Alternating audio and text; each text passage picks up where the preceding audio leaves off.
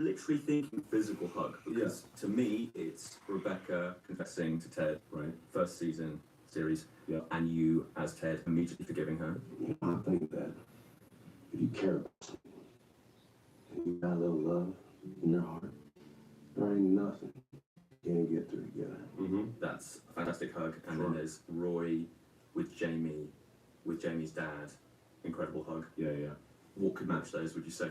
Golly. I mean, one that was in the initial pitch was the one that Ted gives Rebecca when she's outside the gala, when we first meet her ex-husband, Rupert, and sort of like, why is this lady so angry, you know? And we just always knew we wanted to, you know, give context to that, because so often, you know, the female, like the femme fatale, is just, you know, wants to kill the husband. We don't know why.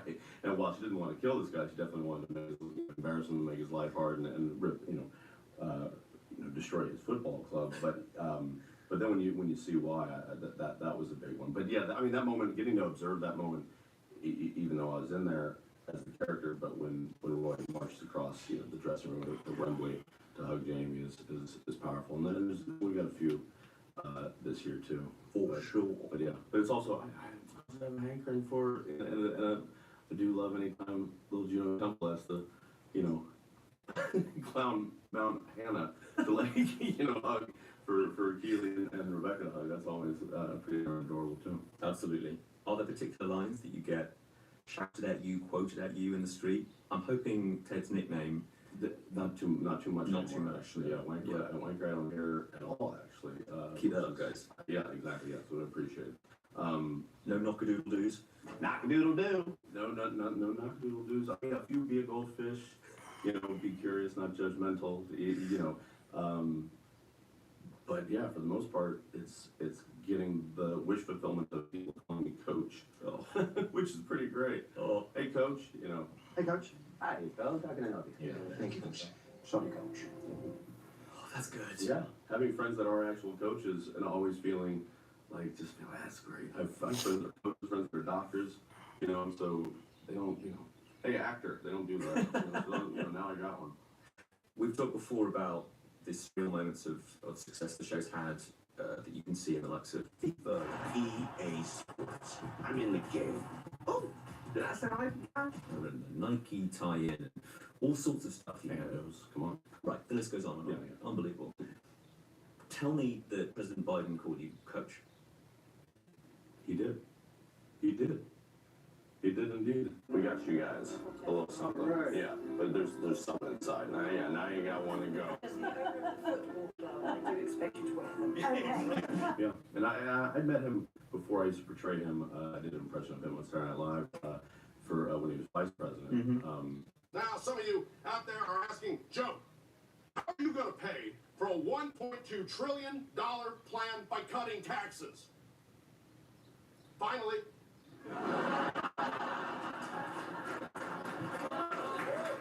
And I met him, but yeah, this last time through, yeah, he called me coach, and he gave me a fair amount of guff for my portrayal of him too, even though it was out of love, but it was the very boisterous, loquacious version of him, which is not too dissimilar actually from Ted in a lot of ways, just with a different accent. Oh yeah.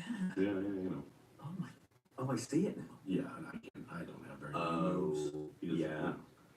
You put a mustache on, you know, a bald cap. You just switch it up, and it's all the same. Yeah, it's all just same shtick over and over. What was it like shaving off the moustache for the last time for this third series? It must be pretty emotional when you have to do that. I usually just let it grow in. I mean, I think I did shave down. I forget what for, but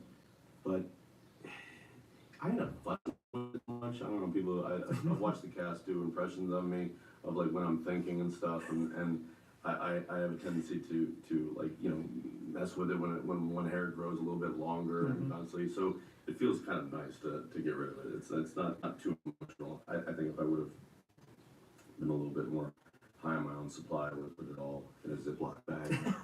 You know, just shave off clean, send it to the Smithsonian or whatever, wherever, yeah, or frame it, yeah, whichever. Mr. Biden, we've got a package for you. Exactly. And it's very suspicious. Yes, absolutely. Not quite anthrax, Mike yours. Jason Sudeikis' facial hair. Do you have a favourite bad dad joke? Like a sort of a Tedism where it's just like achingly Teddy. Golly. I think the chess one, the accidental, like each other's moves, is pure. Which one? You're over there. That's his new gal, Jane. Yeah, they met at this Friday night chess club. Apparently they like each other's moves. That wasn't a joke. Was it not? I guess it kind of was. It's the accidental dad jokes. Yep. I'm a big fan of those too. Yeah, when you just bump into, oh yeah, I can tell that's a good joke. Yeah, I mean, I mean, it's a joke that I've known for a long time, but yeah, what do you get when you cross an elephant and a rhinoceros? Elefino is just a classic. This Carbonal place.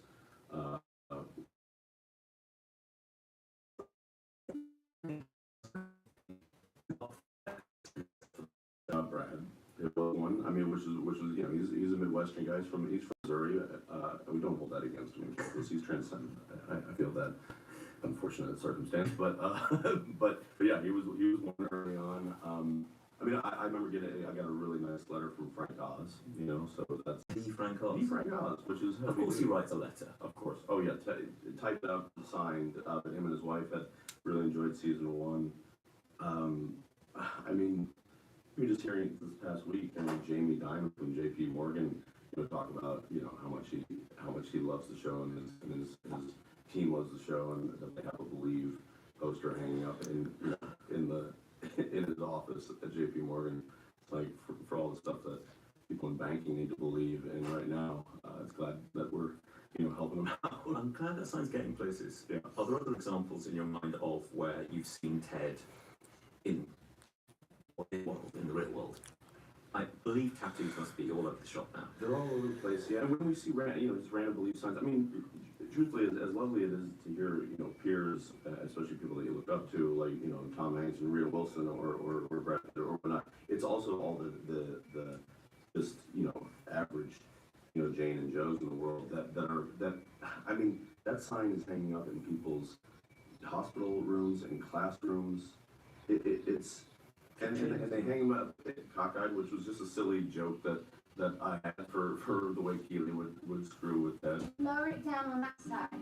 Oh, right. Keep going, a little bit. Teeny bit more. Stop.